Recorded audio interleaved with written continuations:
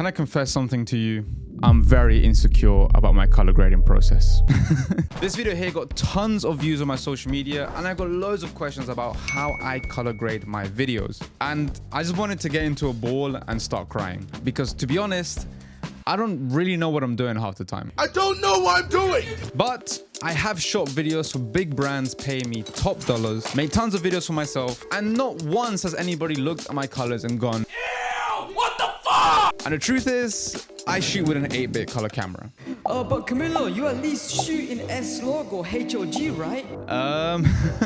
No. So in this video, I'm gonna answer all of your questions, and I can show you that even someone like me, who doesn't follow the conventional rules of color grading, doesn't suck at color grading. So grab my hand, come on, and let us begin. Shooting. If you're doing something professional, don't shoot with a standard picture profile. Every YouTuber will tell you to get the S-Log profile, then get the conversion LUT, and then you're gonna do this and do that. Look, I keep it simple. In fact, I use a Cine 4 preset. What did he say? I can see your face right now. What the hell?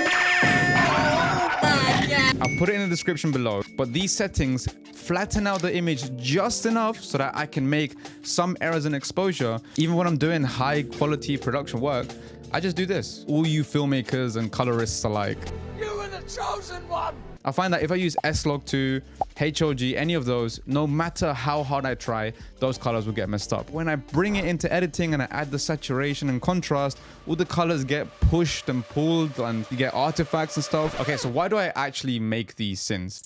Speed. I make 8 to 10 videos per week for clients, for myself, for passion projects, and I don't have time to sit there and start doing all of these color grading techniques. And DaVinci, just go away. And all of my videos end up on a screen that looks like this. And even on YouTube, they get highly compressed. So I thought to myself, why on earth am I spending so much time color grading videos and doing these tiny little adjustments when they don't really matter for the content that I'm doing? And especially with client work, they're still paying me thousands of dollars for things that aren't perfectly color graded, as long as the videos bring them value and bring them results. And also, you guys still enjoy the videos. But that doesn't mean we don't get technical and we don't add a little bit of spice. So what is exactly my color grading process? Let's look at this video, for example. The shot of the DBX 707 shot with the Cine 4 picture profile. After shooting, I take it into Premiere, the god of color grading softwares. I'm just kidding, it sucks. The first thing that I do is I bring up the Luma scopes. Luma scopes are very simple, and they are the best tool for color grading because it tells you mathematically what you're doing right and what you're doing wrong. From left to right, it's basically your image in terms of light values, where anything below 0 or at 0 is crushed, so avoid that place, and anything above 100 or 90 is just overexposed. Your job is very simple. Keep things inside those boundaries. So once you have your videos in, I start by adding 20% saturation. I obviously fix the white balance if it's needed. Then I go to color wheels. Now you can use the exposure, contrast, highlights, or you can use the curves. They all do the same thing. So I go to my color wheels and I raise my highlights so they're just below 100. Remember, don't cross 100. The midtones I raise higher such that they are around the 70 mark. And then finally, I move the shadows such that they are above 0. Remember, don't go below 0.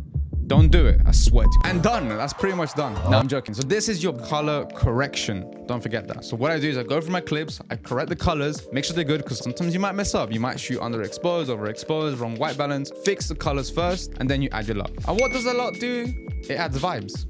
And my LUTs give you the best vibes, okay? I call them vroom vroom LUT pack. No, but I literally use my own LUTs because I made them myself. I like to use them, and I have them in my store if you want them.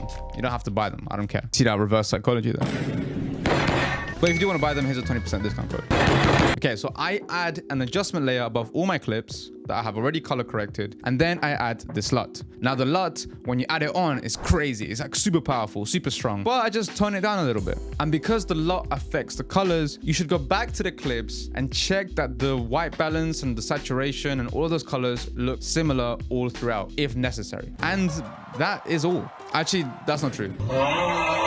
Depending on the shot, there is one thing that you can do that allows you to really draw your eye to your subject, and that is called color masks. For example, in this shot, what I did is I copied the Lumetri color panel, and then I created a mask around the subject. And what I did is I darkened the floor and added some contrast. And what that did is it actually draws your eyes into the car more. You can also do it for faces. You can do a mask. You can track this mask with the keyframes, and then you can brighten up a face and darken the background. And what it does is it draws your eyes into the subject. Now, don't overdo it because it looks very obvious when you do it. And make sure you add feathering. But basically, that is a nice way to just really bring your viewers into a subject. So this is what the shot might look like out of camera, and this is after all the color grading. If you're a member of my website, you can access this exact file and color grading settings so you can practice yourself.